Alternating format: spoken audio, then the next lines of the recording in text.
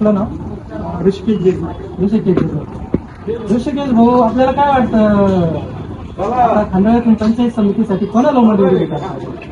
आता उमेदवारी काम करणाऱ्या माणसालाच भेटायला पाहिजे. तसे खंडाळ्यामध्ये पंचायत समितीसाठी बरेच इच्छुक लोक आहेत, पण गरज आहे की एक निष्ठावंताची. 15 ते 20 वर्षापासून लोक काम करताय एका पक्षाचे, अशा निष्ठावंताला तिकीट हे भेटायला पाहिजे.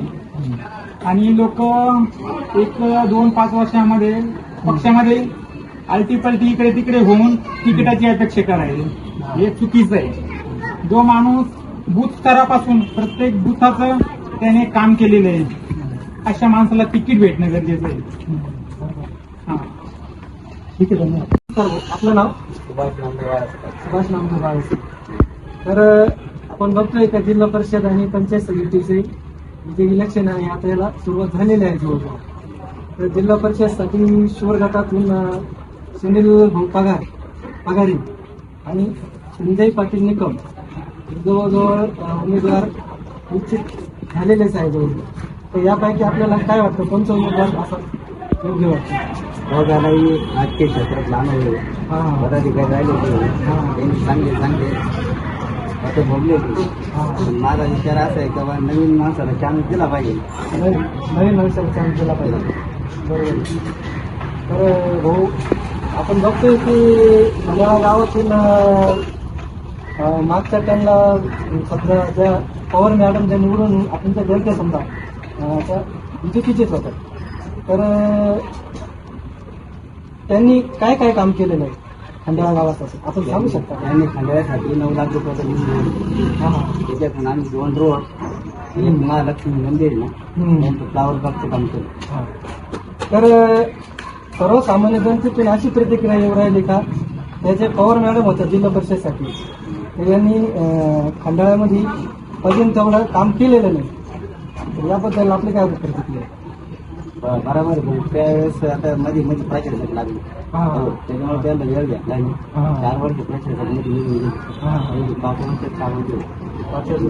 जिल्हा परिषद एवढं निधी राहत नाही, स्थानिक स्तरावर ते बरोबर त्यांचे काम केले. तर माझा तुम्हाला पुढचा प्रश्न असा आहे का पंचायत समितीमधून सर्वसामान्य जे समजा कार्यकर्ते आहेत तळागाळातून, ज्याला आपण निष्ठावंत पक्षाचे कार्यकर्ते म्हणतो, तर यांना सर्वसामान्य जे पक्षाचे जे कार्यकर्ते आहेत पंचायत समितीसाठी यांना तिकीट द्यायला पाहिजे का? तळागाळातले म्हणजे जे कार्यकर्ते भाकरी खाऊन काम करतात, विजय घेतात, अशा कार्यकर्त्याचा न्याय मिळाला पाहिजे.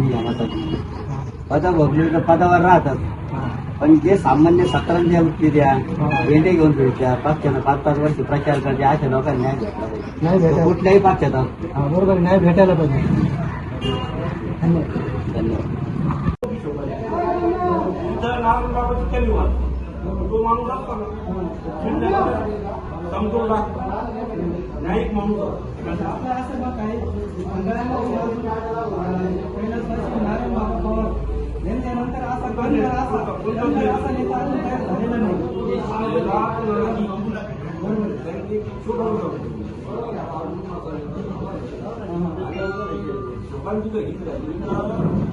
जनरल जागा आहे. आज 2 वर्षापासून आता मी स्वतः इच्छुक आहे, पण अजून शब्द नाही किंवा अजून 5 जण आहे त्यांना पण बोलतो ही पक्षाचा वैधपूर्वक भाग झाला. बरोबर. ही मुलांचे कॅन्डिडेट टाकले तालुका निवडणूक नेते आपला तालुका काय एवढा म्हणजे धर्मांध नाही काय त्याच्या परिणाम जगतोय किंवा राजकारण जगतोय, सारे लोक आहेत. काम होतं तेव्हा एक उमेदवार देण्यात जनरल जागा आहे म्हणून. आणि आज जो स्थापन झाल्यापासून उमेदवार लाभलेला त्याला काही अडचण नाही. तर मला तुम्हाला असा प्रश्न आहे की आपण जागृत असे नागरिक आहोत, बरोबर आहे का नाही? तर जिल्हा परिषद मार्फत अनेक कामं केले जातात. समजा आपल्याकडे शाळांचे कामं असेल, आपल्या रस्त्यांचे कामं असतील, काही आरोग्याचे कामं असतील, हे अशी जी कामं आहेत हे जिल्हा परिषद सदस्यांनी काही केलेले आहे का? काळ असा गेला त्यावेळेस माहिती नव्हती. काय तर थोडं बाजूला आपल्याकडे करू राहिलो आणि करते काय आता काय उमेदवाराची कामच करावं लागतं. आता फक्त जागृती चालू आहे आता ऑनलाईन झालं अशी तयारी तुम्ही त्या माणसाला उतरावं.